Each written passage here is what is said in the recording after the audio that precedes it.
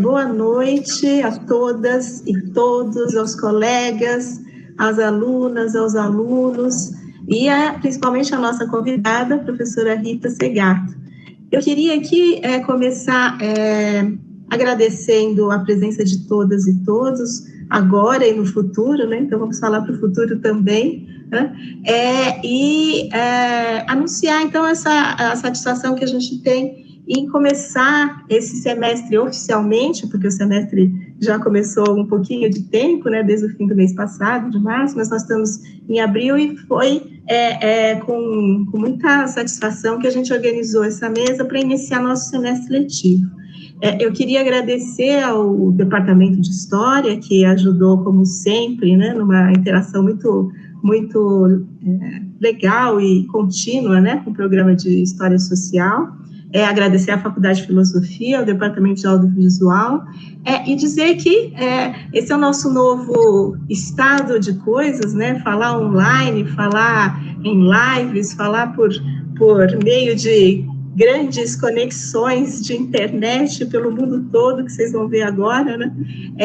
Mas tem uma vantagem que a gente tem esse alcance, que até agora a gente tinha, por vezes, alguma dificuldade, mas se tem uma vantagem, essa, de a gente se conectar com rapidez, com fluidez, né, e ficar permanentemente, acho que na rede, com uma certa contribuição, eu espero, do programa para os nossos públicos, né, alunos e docentes, mas também de toda a faculdade.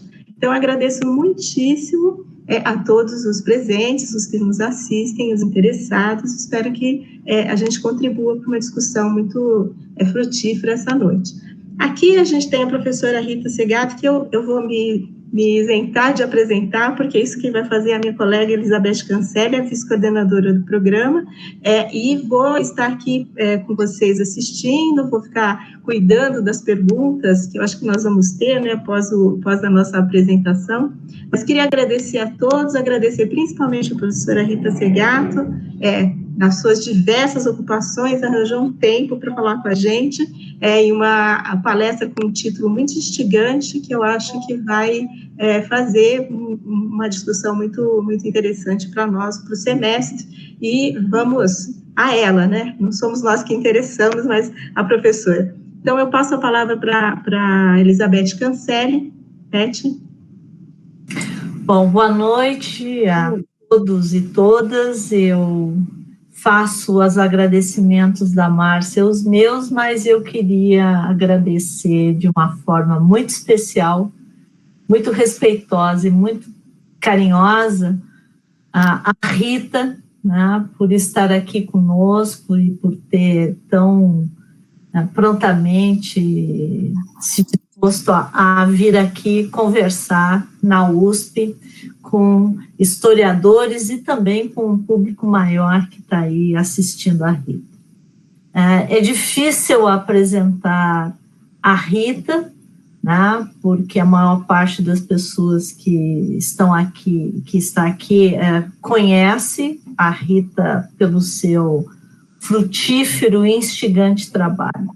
Mas eu vou fazer isso, né, e vou começar dizendo que se a Rita pode ser definida, nós a definiríamos como antropóloga e feminista. A Rita, que nesse momento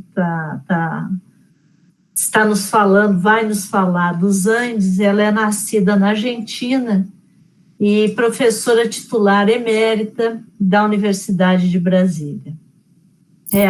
Cursou licenciatura em Ciências Antropológicas na Universidade de Buenos Aires, se especializou em etnomusicologia no Instituto Interamericano de Etnomusicologia e Folclore de Caracas, onde permaneceu como investigadora do Arquivo de Música Latino-Americana até 1980. Obteve seu doutorado em Antropologia Social na Queen's University de Belfast, onde estudou Antropologia da Música e Antropologia Social com nomes seminais da área.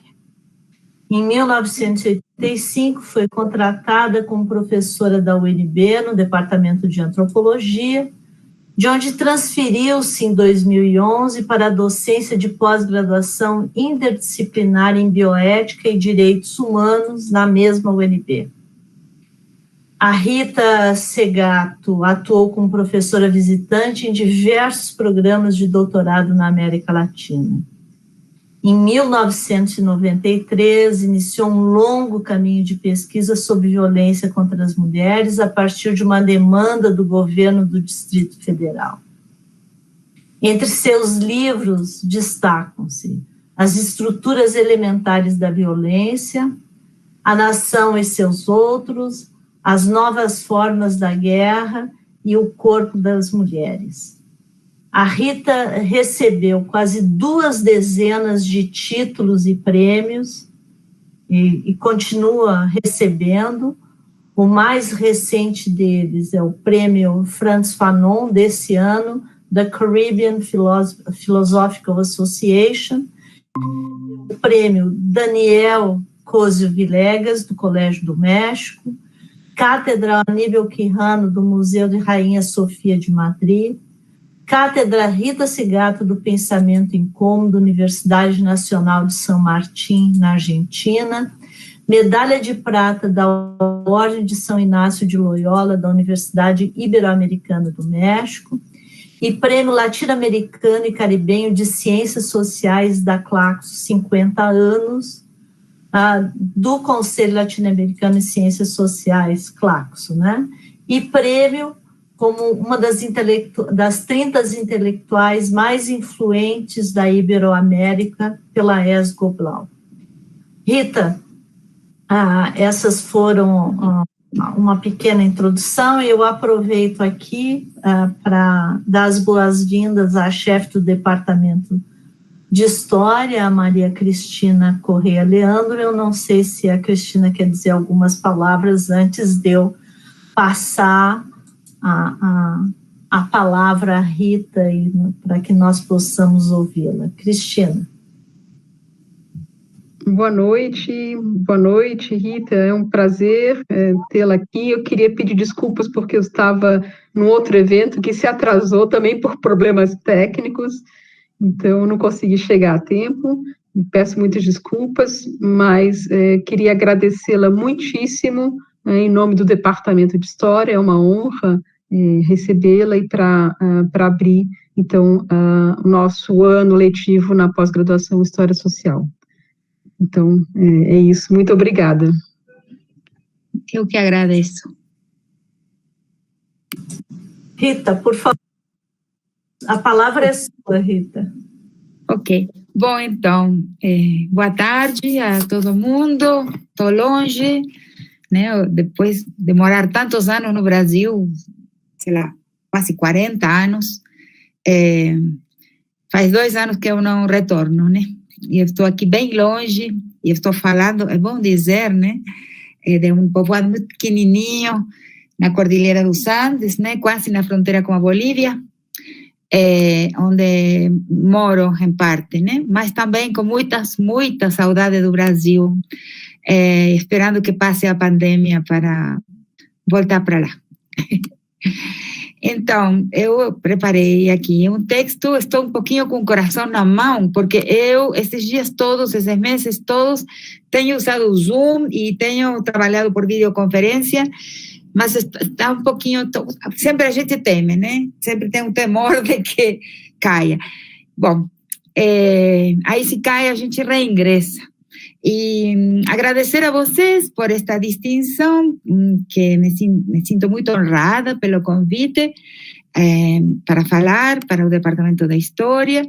E então preparei aqui um texto que combina algumas coisas que já pensei escrevi e algumas novas reflexões também. E vou começar com uma breve introdução. Devo avisar que não me sinto preparada para um debate com historiadores. Sei muito pouco do que ensinam e da forma em que pesquisam. Contudo, eu quero declarar aqui que sou severamente crítica do que tenho descrito como fundamentalismos disciplinares. Entendo esse fechamento, como foi se dando na minha própria disciplina, a antropologia, esse fechamento fundamentalista disciplinar, como um signo de fragilidade e insegurança que a afeta nos últimos tempos e a obriga a fazer uma referência permanente a um passado de pureza disciplinar, a uma origem, igual que qualquer fundamentalismo. Daí o nome com que eu descrevi essa situação. Tenho sentido isso como um sintoma de perca de força e perca também de impulso criativo e autoconfiança. Eu não sei sobre vocês, eu não sei se a história também sofre desse purismo disciplinar e dessas fechadas fronteiras disciplinares que circundam nesse momento a uma boa parte da antropologia que se faz.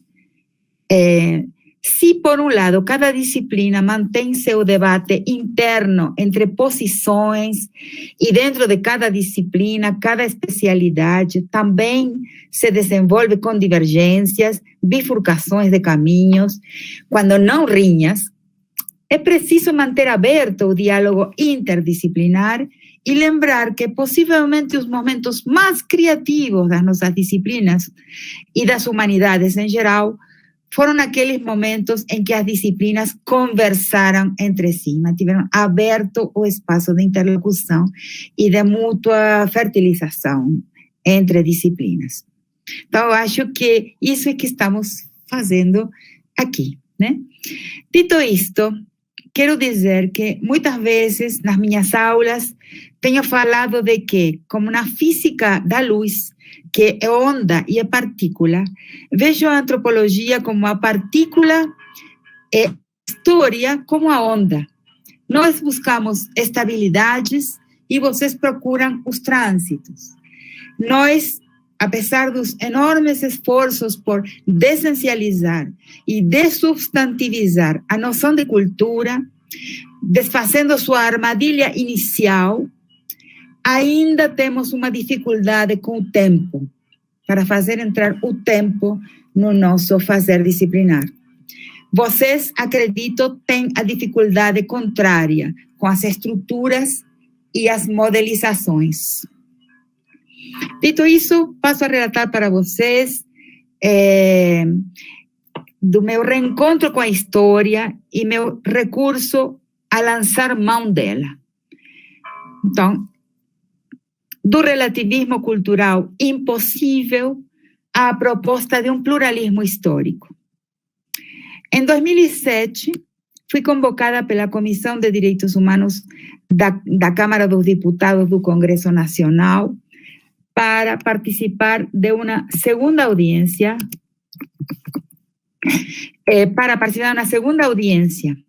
A primeira tinha acontecido em 2005, destinada a avaliar o projeto de lei sobre infanticídio indígena, proposto por um deputado que representava os interesses de um grupo de igrejas evangélicas conservadoras.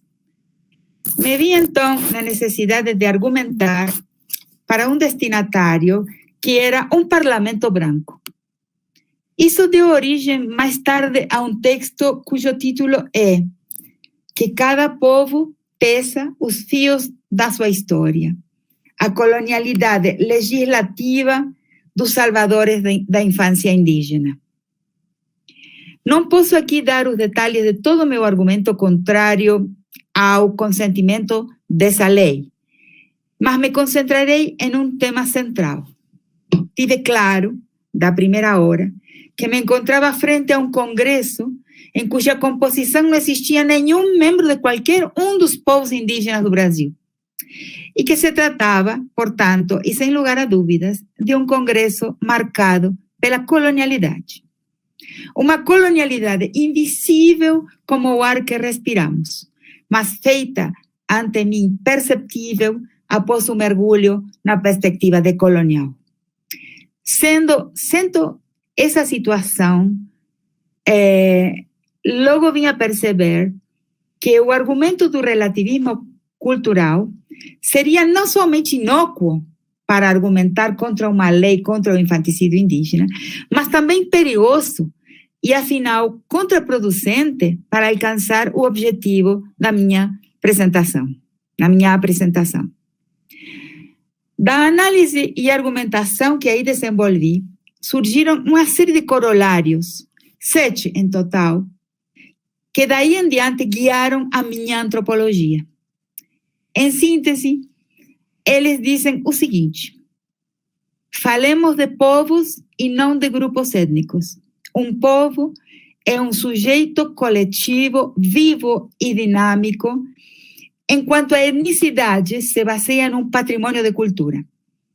O povo não pode se referir a um patrimônio de cultura e costumes, mas ao tecido de uma história comum, através de dissensões e consensos entre seus membros. O projeto histórico de um povo é permanecer como tal, no tempo e nas transformações.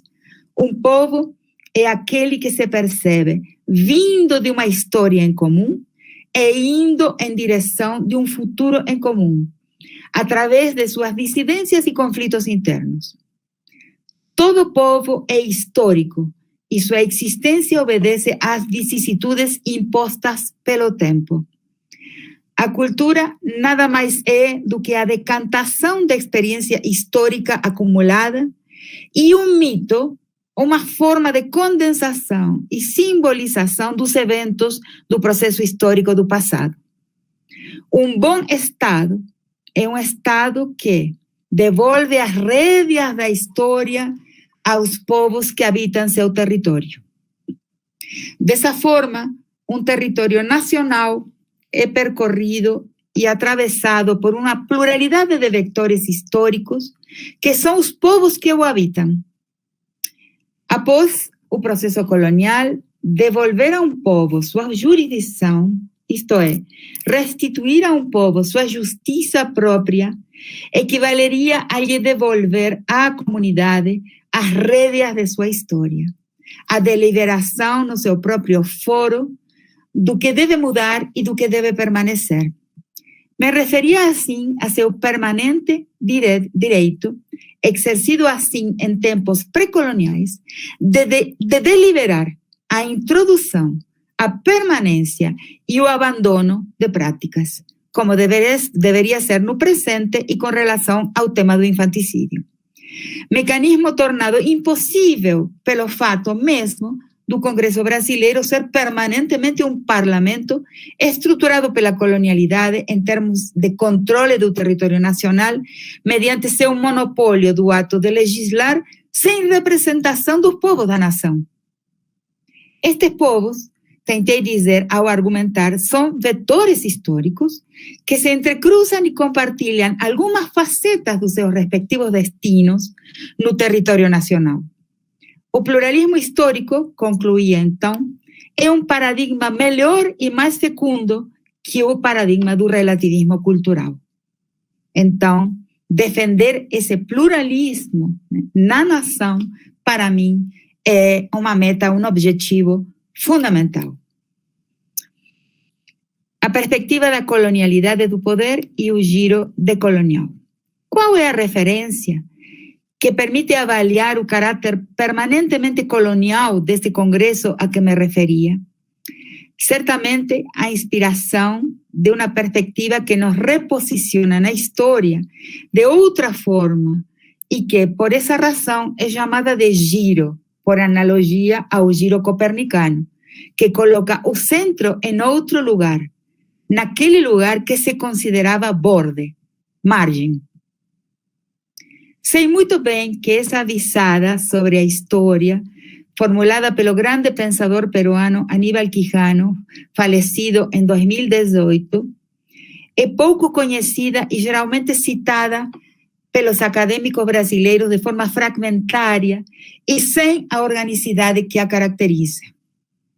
Alguns erros também são cometidos, como, por exemplo, unificar os estudos pós-coloniais com a perspectiva decolonial como se fosse a mesma perspectiva, ou falar em termos como subalternidade ou descolonizar.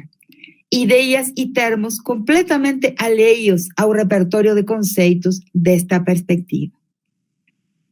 Darei aqui um panorama sucinto dessa formulação, que nunca foi chamada de teoria pelo seu autor, e sim sempre mencionada como uma perspectiva, uma posição divisada sobre a história e o mundo, uma linha de mira, ou seja, uma maneira e um ponto de situação do qual olhar para a história e para o mundo.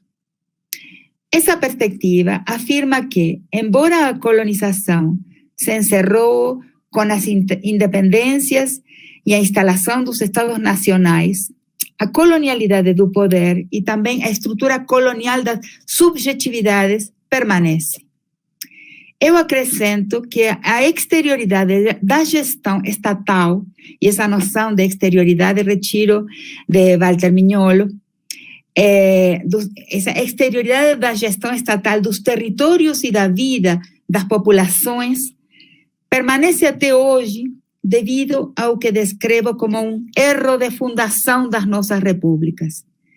Elas não se originam numa história própria dos povos que habitam o território, mas se origina na transposição da sede administrativa de Alem-Mar ao território para daqui continuar com a gerência dos bens sempre coloniais. No caso das nossas nações hispânicas, onde eu estou, por exemplo, na Argentina, em Hispanoamérica, devido a uma grande traição aos heróis que fizeram as guerras da independência. Todos eles e elas morreram de morte matada, ou no exílio, ou em situação de miséria e abandono. E logo, uma sociedade, uma porção criolla, como chamamos nós, não? Espanhóis nascidos aqui, ou mestiços de espanhóis, mas que, como digo, jogam no time dos brancos, né? Nos nossos países, eles fundaram o Estado, né? Traindo aqueles que tinham colocado o corpo na guerra da independência. E no caso do Brasil, onde sequer uma real guerra de independência existiu, somente houve uma transferência da gestão. Então, esse é o problema da nossa colonialidade permanente em termos da administração, né, da legislação, né, do direito, né, e da gestão dos bens, né, da República. E logo está também a colonialidade em termos da subjetividade. Então, na minha análise dessa perspectiva, identifico 14 eixos do giro, ou virada que ela introduz, né? Do giro copernicano, do giro decolonial que ela introduz. Me referirei somente a alguns, com uma breve menção no final ao tema do gênero na situação, no trânsito colonial. Então, um primeiro eixo é o reordenamento da história, né? E esse eixo diz o seguinte, que, na verdade, a América inventa a Europa, é ao contrário do que estamos acostumados a pensar, né? Não somente nos conhecidos sentidos de que os metais extraídos da América, Potosí, né, foi a base necessária da acumulação originária do capital, nem de que a conquista da América foi o primeiro momento da formação do mercado mundial. Não é por isso. América, o novo mundo, emerge como o espaço do novo. Antes da América, a modernidade não existia, né?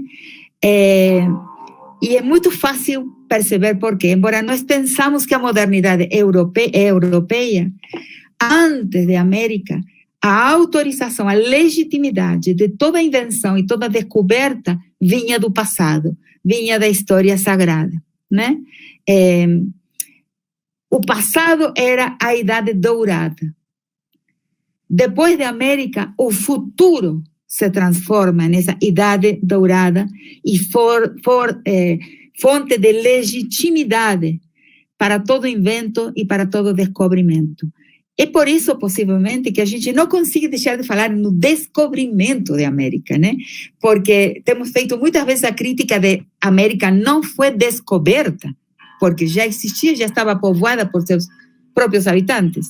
Mas, na verdade, o que se descobre com a América é o próprio descobrir, é o valor positivo do descobrir, o valor positivo da novidade, do novo, da descoberta, que é o valor central da modernidade. Não existe modernidade sem o descobrimento. Quem sabe, possivelmente, seja por isso que a gente não consegue abandonar o termo descobrimento quando fala de América, apesar de saber que esse termo é errado. É que estamos descobrindo, é que na América se descobre o descobrir e o valor de descobrir, né? Então, esse é uma ideia muito central dessa perspectiva, né? Que o valor se coloca na novidade, na inovação. E então, com isso, surge a modernidade como proposta. As descobertas, as invenções técnicas, tecnológicas anteriores necessitam sempre uma justificação e uma autorização. A partir da América, a novidade se torna o valor dominante, o futuro. Aparece o futuro como valor. Então, o momento em que se inicia o processo de conquista e colonização, a modernidade e o capitalismo também davam seus primeiros passos. Portanto, é possível afirmar que a emergência da América, sua fundação como continente e categoria, reconfigura o mundo e origina, com esse impacto, o único vocabulário com que hoje podemos narrar essa história. Um dos problemas é justamente essa narrativa. Só conseguimos narrar a história da descoberta com termos que são posteriores ao evento. Toda a narrativa desse processo necessita de um léxico posterior a seus acontecimentos, dando lugar, por isso mesmo, a uma nova época com um repertório novo de categorias e uma nova grade para apreender o mundo. A grande diferença, sempre apontada por Aníbal Quijano, entre sua perspectiva e a dos estudos pós-coloniais asiáticos e africanos, pois a emergência da América como realidade material e como categoria não é periférica, como os estudos pós-coloniais asiáticos e africanos sempre falam da sua posição como periferia da Europa, como periferia do Império. Quijano afirma que a América não tem essa condição de periferia, porque ela foi a realidade material e o evento central que permite a emergência da Europa. Não existe Europa sem um novo mundo, no sentido estricto que da reoriginalização do planeta, da reoriginalização do globo, da reoriginalização de uma ideia de mundo. É a América que reoriginaliza o planeta, a grade e as palavras com que falamos do globo, não?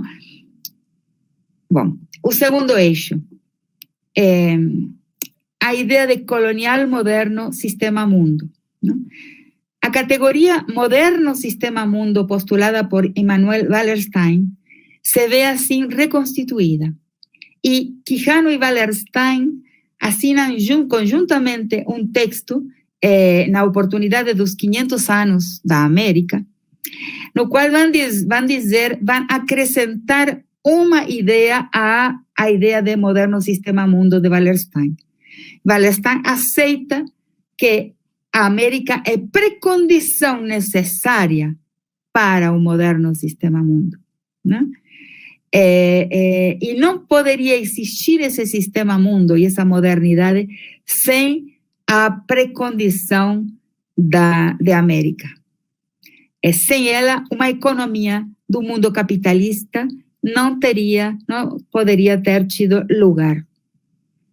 A precondição do moderno sistema mundo é a colonialidade. E daí a expressão modificada para denominar essa ordem mundial. Já não será sistema mundo colonial, já não será sistema mundo capitalista, mas será sistema mundo colonial moderno, para apontar com essa precedência da palavra colonial que modernidade necessita de colonialidade para ser, para vir a ser. O outro eixo, que na verdade é o eixo central dessa perspectiva, é o racismo e a invenção de raça. Isso é difícil, às vezes, de fazer entender, porque muitas citações desta perspectiva, muitas citações deste conjunto, deste orgânico conjunto de conceitos e categorias, não se entende que ele tem seu pivô, seu centro na ideia de raça, ou seja, na racialização do mundo. A partir do evento colonial e até hoje, o planeta é racializado, né? As pessoas são racializadas e as paisagens são racializadas. E esse é o tema central da perspectiva da colonialidade, né?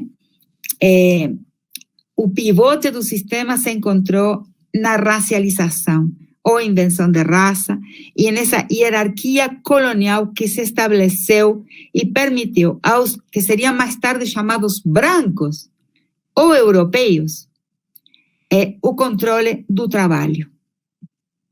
Para Quijano, é ali que se origina o eurocentrismo, que logo passa a reproduzir o sistema de exploração e o critério de distribuição de valor a sujeitos e seus produtos e saberes. Daí, essa hierarquia afeta os mais diversos âmbitos da experiência, organizando sempre em forma desigual pares como pré-capital, capital, não europeu, europeu, primitivo, civilizado, tradicional, moderno, Oriente, Ocidente, primitivo, né? Civilizado, que acho que já mencionei, mágico-mítico, científico, irracional, racional, tradicional e moderno. Essas duplas, na verdade, organizam um mundo desigual e sempre é atribuído àqueles racializados, aos não brancos e às paisagens de não brancura, o termo subordinado, o termo inferior.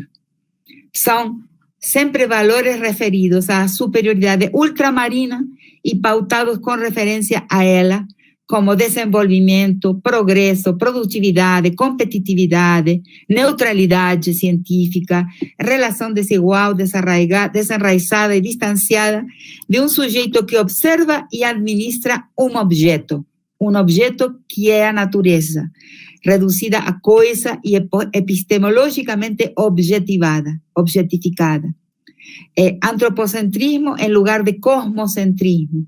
São todos esses, entre outros, formas de um racismo epistêmico, que não é mais nem menos que a faceta relacional de um mundo eurocentrado e racializado.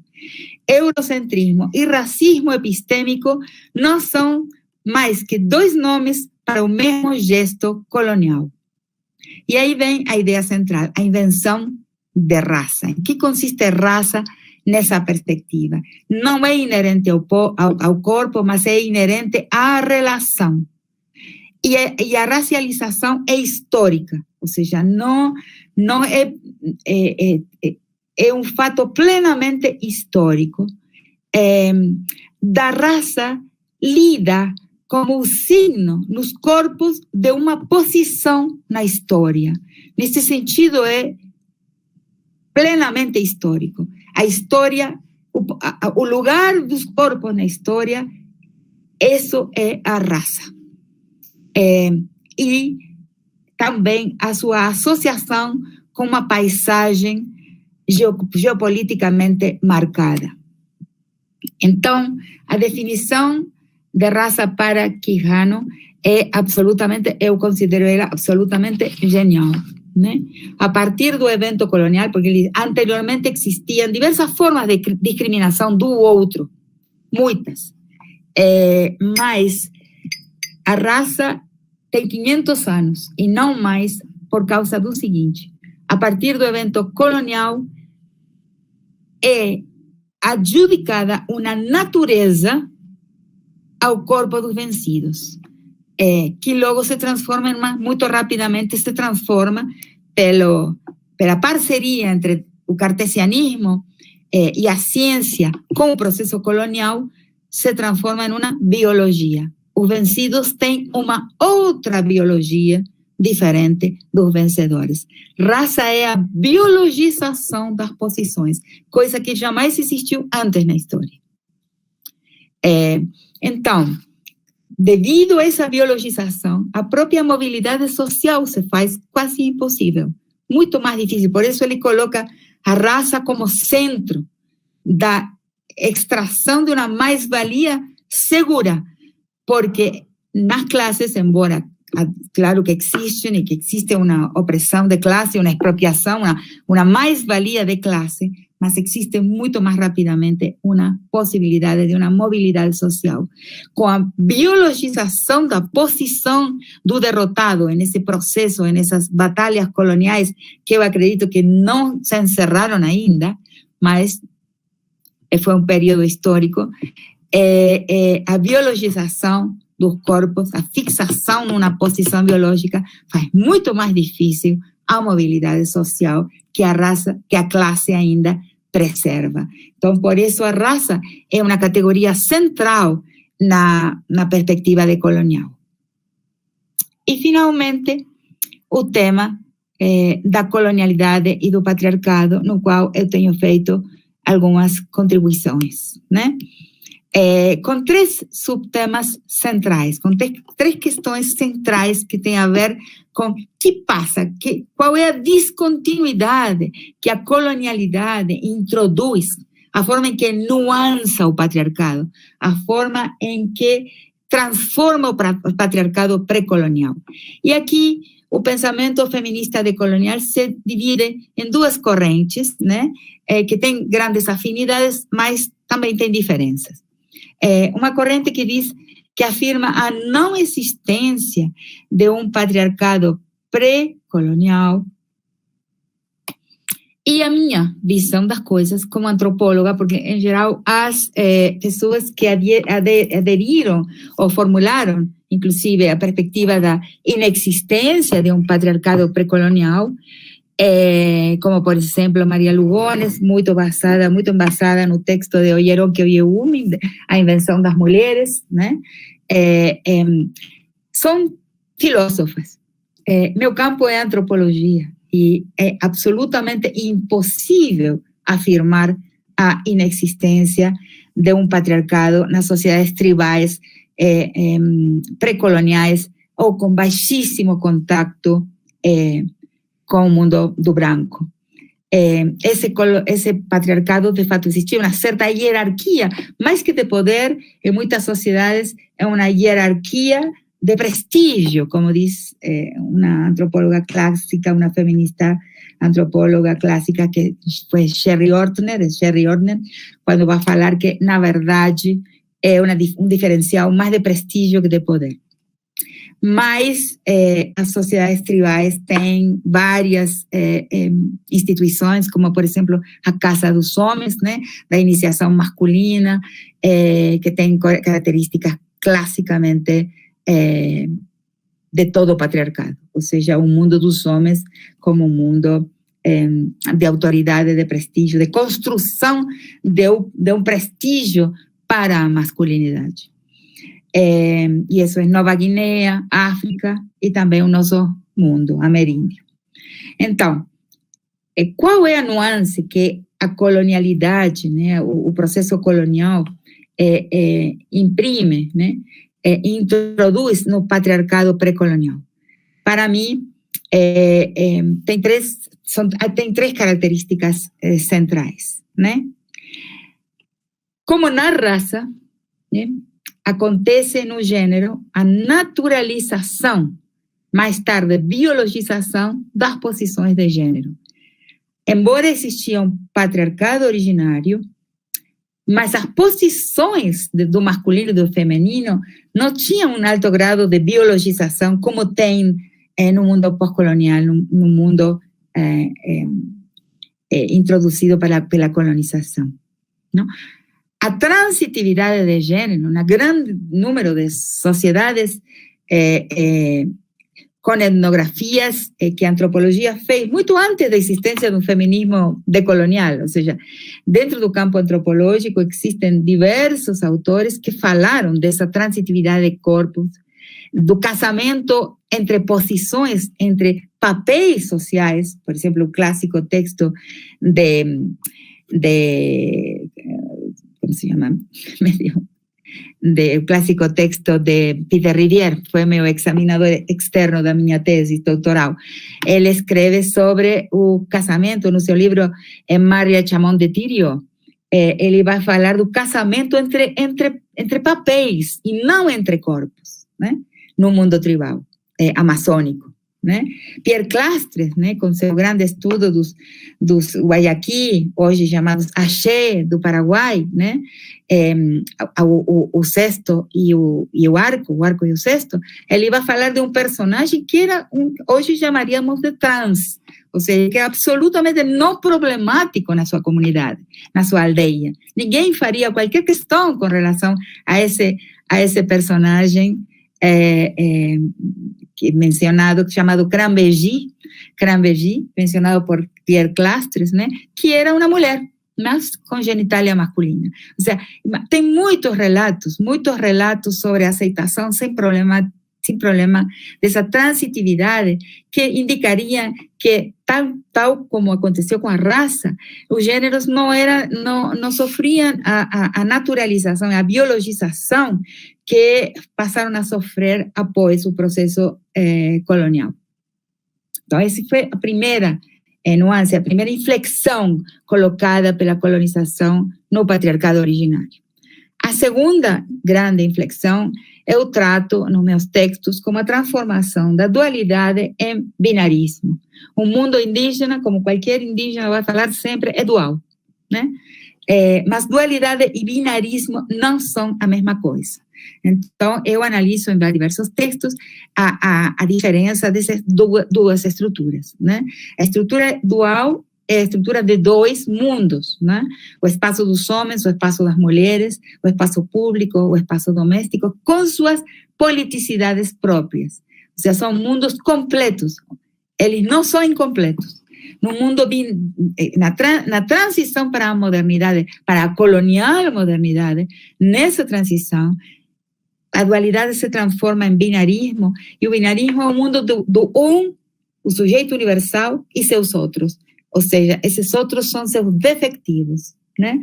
A mulher, o índio, o negro, as sexualidades dissidentes, enfim, todas as outras outredades com relação ao sujeito pleno, o sujeito universal, dono da política, né? E quem queira entrar a falar com ele vai ter que fazer vários exercícios de transformação e de negociação para poder ocupar esse espaço de interlocução, que é o Estado e também a esfera pública. Tem que fazer, às vezes falo isso de exercício de travestitismo, né, para poder falar como sujeito universal, porque aí esse lugar é um lugar natural do que muitos feminismos sempre falaram, né, do branco, letrado, proprietário, branco, letrado, proprietário, paterfamilias, prefiro mencionar como dono de uma família, mais que falar da sua sexualidade, porque sua sexualidade não é invisível, incognoscível, ou seja, está oculta, mas é o dono de um grupo familiar. Então, esse sujeito, o sujeito pleno, né? E suas alteridades, outredades ou defectivos, né? E defectivas, como no mundo binário costumo definir. Então, essa segunda transformação virada, né, que a colonialidade introduz no patriarcado. E a terceira é o que eu chamo a visada pornográfica, né? O mundo colonial tem uma visada pornográfica. Em que sentido? Em que transforma a vida em coisa e o corpo em coisa. Ele olha, o colonizador, o conquistador vai vir em busca de coisas, né? O ouro, né? E vai transformar o espaço vital que encontra aqui e seus corpos em corpos coisa. E isso estamos sofrendo até hoje. Eu acho que eu vou, então, deixar por aqui e também fico disponível para algumas perguntas. Rita, muito linda a sua fala, muito instigante, muito profundas várias questões. Realmente, se tem vontade de ficar com você durante vários meses a conversar sobre cada uma das inúmeras questões que você colocou. Eu gostaria, Rita, se possível, de fazer a você duas questões. Né? Eu acho que a primeira delas, eu gostaria de, se pudermos fazer um paralelo entre o que você pensa sobre as estruturas elementares da violência e uma episteme, que em outros textos seus você vai dizer que são uma episteme de direita ou fundamentalismo disciplinar, como você colocou aqui, ou negação do pluralismo histórico, né, com as questões sobre as estruturas elementares do corpo. Né? Então, nas estruturas elementares do corpo, então você diz que na violência, o uso e abuso do corpo do outro e o aniquilamento da vontade da vítima. A vítima é expropriada do controle sobre o seu espaço. Então, o estupro é o ato alegórico por excelência da definição da soberania. Quer dizer, você está tratando isso como poder, como controle restrito, vontade soberana, autoritária e discricionária. Na episteme da direita, você trabalha com essas metas históricas, formas de felicidade, projetos civilizatórios e concepções de futuro e centros de civilização do moderno ocidental. E aí, eu te pergunto, né, me parece, há também uma apropriação da vontade, não? Um canibalismo da vontade do outro no pensamento e na ação. É uma outra espécie de estupro. Estupro que também tem por pressuposto uma estrutura de privilégios, de direitos de herança, não? Um estupro da negação do pluralismo histórico. Né? E aí, quer dizer, eu acho que a sua fala, gostaria que você falasse um pouco mais disso, que é essa proposta de falar de um campo à esquerda que fuja desse estupro, vamos dizer, da episteme, que a episteme de direita faz. Bom, minha outra questão é uma questão que nos liga, né, muito, eu vivi essa época, né, você teve uma importância central na implementação das cotas raciais nas universidades brasileiras, né, uma importância que extrapolou de muito a Universidade de Brasília, né, onde você foi uma das líderes, né, de um movimento até aquela época inédito no Brasil. Nessa trajetória, portanto, você encontrou uma série de resistências, uma resistência acadêmica, que não se restringiu à Universidade de Brasília, mas foi uma resistência nacional, e no campo, acho que da antropologia mais ainda, né? E uma resistência política. E eu gostaria que, se você pudesse falar um pouco a esse respeito e fazer considerações em relação à própria violência de gênero e à discriminação, né, contra a mulher e a sua leitura, embora você não seja, né, uma leitura que fizeram de você como estrangeira no Brasil. Seriam as duas coisas que eu teria para falar. Que difícil! Que difícil as perguntas. Então, a primeira pergunta alinhava vários temas que eu tenho trabalhado em texto, né? O corpo é o último espaço de soberania da pessoa, né? É o último território, ou seja, quando o sujeito, a sujeita, não tem nada mais, tem seu corpo, né? Então, a usurpação do controle sobre o próprio corpo, seja como seja que ela ocorre, é sempre um estupro. Um estupro. No meu livro, Las Estructuras Elementales de la Violencia, que acredito que justamente pela segunda pergunta sua, que é a pergunta sobre a minha participação desde o primeiro dia, né, com José Jorge de Carvalho, da proposta de cotas, é um livro que até agora nunca se pode publicar no Brasil. Foi meu primeiro livro, né?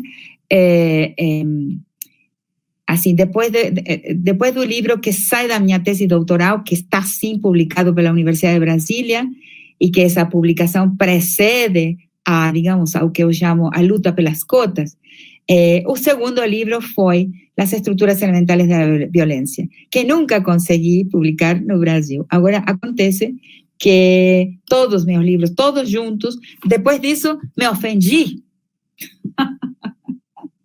E falei, então não vou publicar nenhum livro no Brasil. E não vou falar um palavrão, que a gente não fala palavra,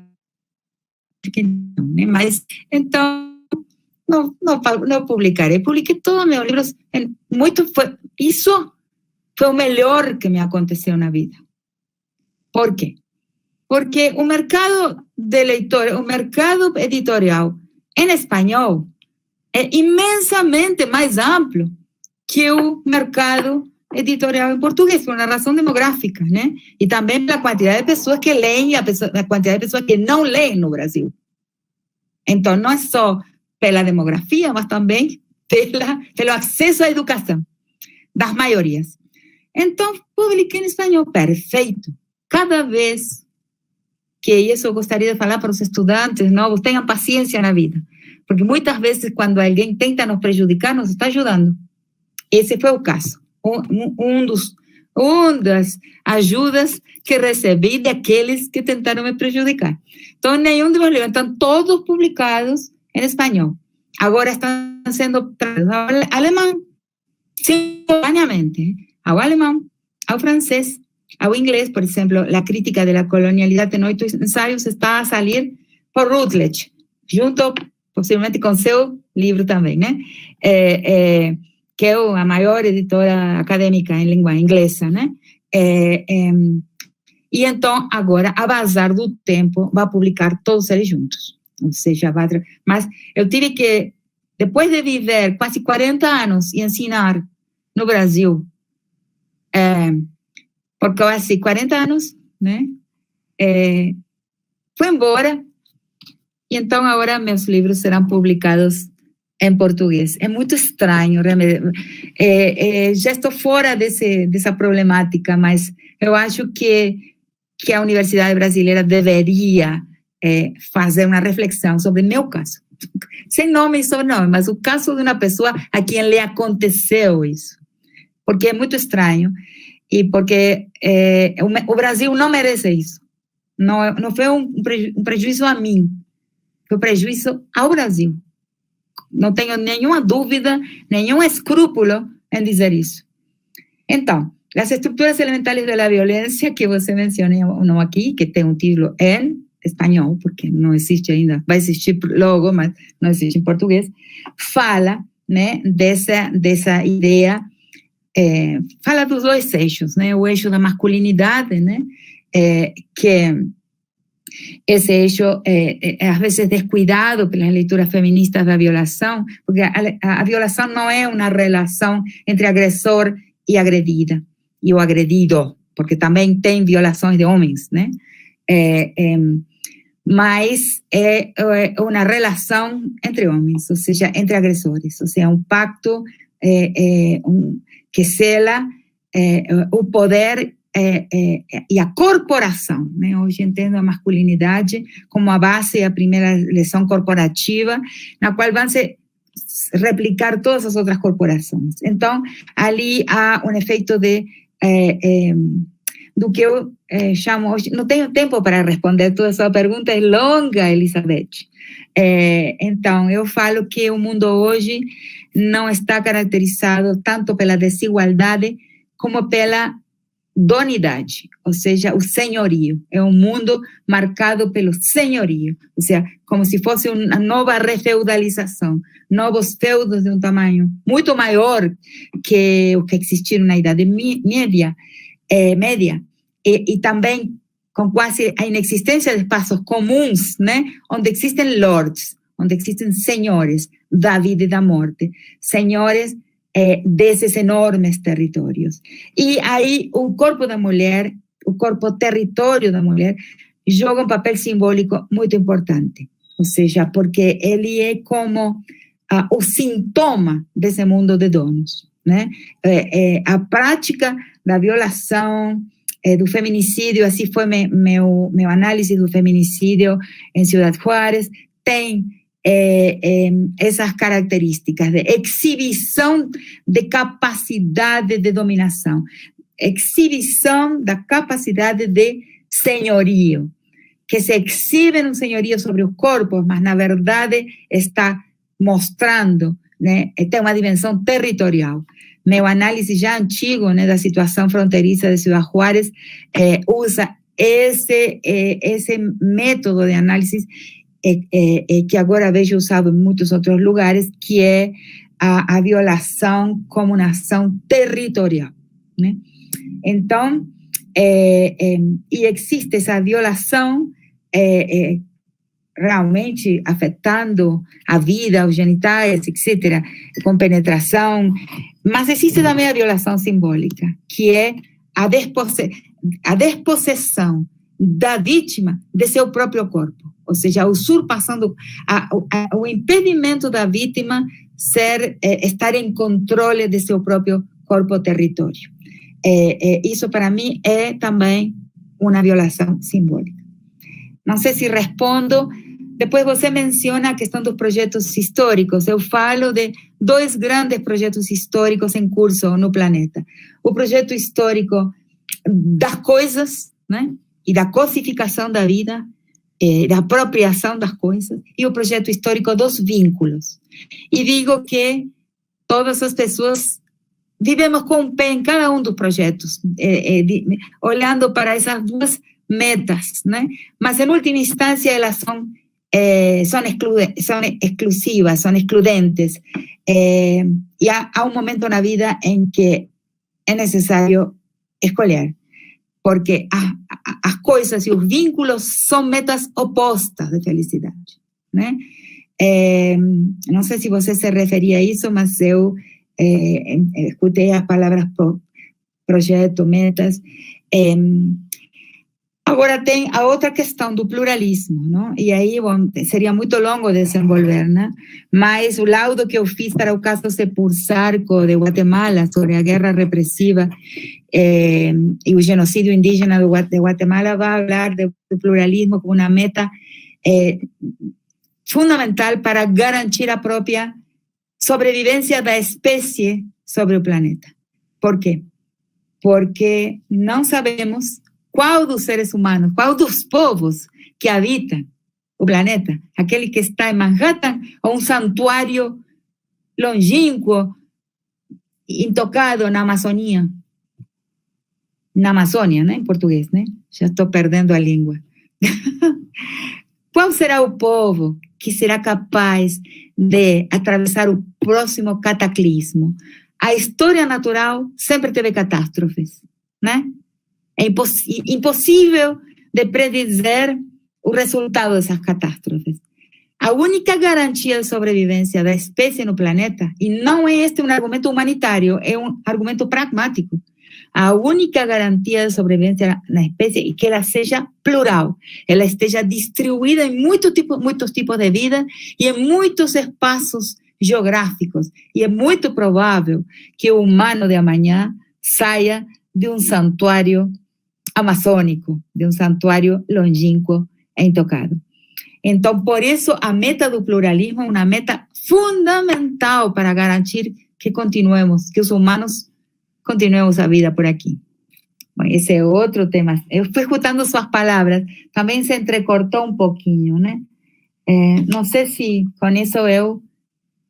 Então, para mim, eu sou feminista, mas meu feminismo se inscreve no pluralismo. Antes sou pluralista do que feminista. Quer dizer, só se entende o feminismo se somos pluralistas, né? Se não, inclusive, aí tem problemas dentro do próprio feminismo, que são alguns problemas de patrulha moral, por exemplo. Não aceito nenhuma patrulha moral, nenhum tipo de patrulhismo que venha me dizer, isso não é feminista, isso é feminista. Não. O feminismo é um magma, ou seja, uma tromba marinha que está na rua, isso é visível, e de uma forma não necessariamente orquestrada e piramidal, o discurso feminista está tomando posições hoje em dia em todo lugar. Não existe seriado de televisão, projeto político, não existe no mundo, né? Possivelmente o Brasil, neste momentinho, está um pouquinho afastado do mundo, mas no mundo, né? No globo, né? O discurso feminista está em todas as partes, aparece sempre, marca a presença. Então, acho que esse momento histórico muito particular, em que eu acho que uma profunda transformação histórica está por acontecer. E outro tema muito importante, que, claro, era uma fala hoje, né? Que é o seguinte: só com o desmonte do mandato de masculinidade, a história muda. A história muda, né? Vejamos o que foi a história da humanidade. A história da humanidade é a história das guerras. Um desastre, pura dor, pura tragédia, pura tristeza, puro sofrimento físico e também espiritual e moral. As guerras não são necessárias, né? Só que é o mandato de masculinidade que mantém as guerras em pé, não? O momento, isso me ocorreu há algum tempo na costa pacífica da Colômbia, né? Onde estávamos falando sobre os problemas, né, de expropriação, de usurpação de territórios e barrimento das pessoas que são levadas a fugir e a deixar os territórios livres para os empreendimentos das empresas, empreendimentos imobiliários, né, portos, né, como esse lugar onde me encontrava nesse momento, no porto de Buenaventura. E alguém me perguntou, como terminamos com essa guerra? Como terminamos com essa guerra que não termina com pactos de paz entre a FARC e o Estado colombiano? Então, nunca tinha pensado como terminamos com essa guerra. E aí surge essa ideia. A única forma de terminar com a guerra é desmontando o mandato de masculinidade. Bem, obrigada, Rita. Bom, então, sobre as cotas já falei, né, que a questão, né, do sofrimento no meu campo, né, por isso eu deixei o departamento de antropologia, no qual fui professora durante muitos anos, desde 1985 até 2010, e o curioso era que foi muito mais fácil convencer um engenheiro, um físico, alguém do campo das disciplinas das ciências duras, que convencer um antropólogo, né, de que as cotas para estudantes negros eram uma medida importante, uma política importante para a consciência racial do Brasil.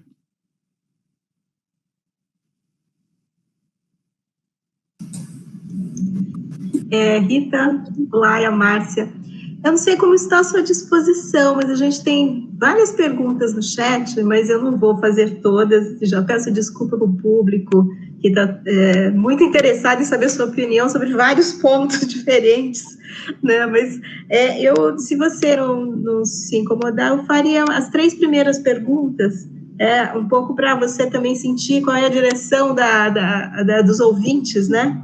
E talvez eu possa fazer as 3 de uma vez? Ou posso fazer uma de cada vez? Sim, eu vou dizer uma coisa para vocês, publicamente aqui. Eu não sou brasileira. Eu nunca me naturalizei brasileira. Então, eu não vou responder nenhuma pergunta sobre política. Se eu fosse brasileira, responderia, e se eu não tivesse morado no Brasil, se fosse uma absoluta estrangeira, também responderia. Mas estou numa situação intermédia que torna a minha legitimidade para responder perguntas sobre a política do Brasil nesse momento, não sinto que tenho uma legitimidade plena. Ok, não se preocupe. Eu acho que todas as perguntas e toda a sua fala se referem claramente ao Brasil também, mas a gente não precisa enveredar por perguntas tão específicas. Seriam 3, então, um pouco para contemplar os ouvintes. Uma primeira pergunta seria: qual a sua opinião sobre o conceito de entrelugar para pensar a América Latina pós-colonial? Sim, são conceitos que eu não uso nessa fase da minha vida. Eu tenho um repertório de conceitos que eu uso. De alguma forma, a pergunta da Elizabeth tem um pouco a ver com isso, eu esqueci de responder, sobre a apropriação da subjetividade, sobre estar, digamos, em um lugar, a noção de hibridismo também, são vários conceitos que estão associados. Eu formulei um conceito que me satisfaz mais, que é a desconstrução da mestiçagem, ou seja, uma nova noção de mestiçagem, onde a gente escolhe, enfim, tem um texto meu que se chama Los cauces profundos de la raza latinoamericana. E eu inicio esse texto com uma epígrafe de uma pessoa, de um grande pensador, já muito velhinho daqui, desse lugar onde eu estou, que quando eu voltei, no dia que eu retornei, encontrei ele na rua. Eu conhecia quando eu era muito nova, na adolescência, conheci ele muitíssimos anos atrás, décadas atrás, e eu fiquei ausente muito tempo, e um dia retornei. Voltei aqui e encontrei ele na rua, me chamou à parte e me falou assim: Rita, escute, quando eu finalmente entendi, eu optei por minha mãe. Então eu fiquei meio descolocada, né? Porque ele tem sobrenome ilustre daqui, sobrenome de dos héroes da Guerra da Independência, que é uma família terrateniente muito grande, que depois da independência obteve a concessão de diversas terras, e ele tem esse sobrenome, né, que, digamos assim, dá prestígio. E ele me disse, quando finalmente entendi, optei por minha mãe. E eu falei, e por quê? E quem era sua mãe? Não entendi. E ele me disse, minha mãe era a criada indígena da casa dos Álvares Prado. Ou seja, ele recebeu o sobrenome, ele se chama Álvares Prado, que é esse sobrenome ilustre. Ele poderia posar de prestígio ilustre, porque ele recebeu o reconhecimento. Mas ele optou pela mãe. Então, esse é o epígrafe do meu texto, e eu quero dizer com ele que no Brasil, né, a questão do avô português, meu avô português, não, vamos desconstruir. E aí tive uma estudante muito querida, né, Vanessa, que agora está fazendo doutorado no México, que fez uma maravilhosa dissertação de mestrado que se chama O Direito Humano à Memória dos ancestros não brancos na família brasileira. Isso é a deconstrução da mestiçagem. Esse de Entre Mundos, todos vivemos um pouco entre mundos, eu acho que há um momento na vida que a gente escolhe, né? Se quer o avô português ou quer aquele outro avô, porque somos órfãos genealógicos. No nosso continente padecemos de uma orfandade genealógica. E Rita, então, aproveitando você e aproveitando uma pergunta, você acha que essa noção que hoje está voltando de necropolítica, ela se casa com esse acabamento que a gente está tendo que fazer dessas ancestralidades, esse renascimento? Eu não sei se... Eu acho que sim, mas eu tenho compartido em alguns lugares, tenho sido professora junto com Bembe em Bolonha, em alguns lugares, esses outros dias estivemos num evento, videoconferência, mas eu acho, sim, muito bom, porque enfatiza, né, a capacidade dos governantes, a capacidade das políticas de exterminar, né, mas eu acho que como noção, como categoria, permanece muito próxima, né, ao conceito de Foucault, né, do deixar viver e fazer viver e deixar morrer, né? Essa necropolítica é desenvolvimento, para mim, minha leitura de Mbembe,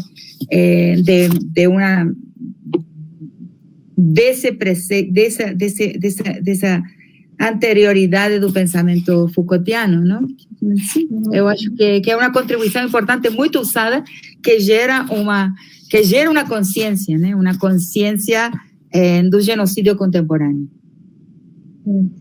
Talvez uma última, então, para encerrar aqui a participação do público. Tem uma pergunta específica, mas eu acho que também ela pode conectar a sua fala com a nossa questão da história, né? Se as reflexões sobre práticas comunitárias entre povos indígenas nos permitiriam pensar em outras narrativas históricas, outras tradições fora do eixo de disputa-concorrência. Acho que... Claro, porque esse pluralismo histórico de que falo aí são narrativas também, né? São narrativas desse próprio projeto, né? E dessa própria ideia de que um povo vem de um passado comum, o que vem de um passado comum e se dirige a um futuro compartilhado. Esse é um povo. Não, isso é o que nos permite não patrimonializar a ideia de povo, né? Claro que tem patrimônio de cultura, mas está em permanente transformação. Agora, a narrativa dessa história é fundamental, claro que sim, né?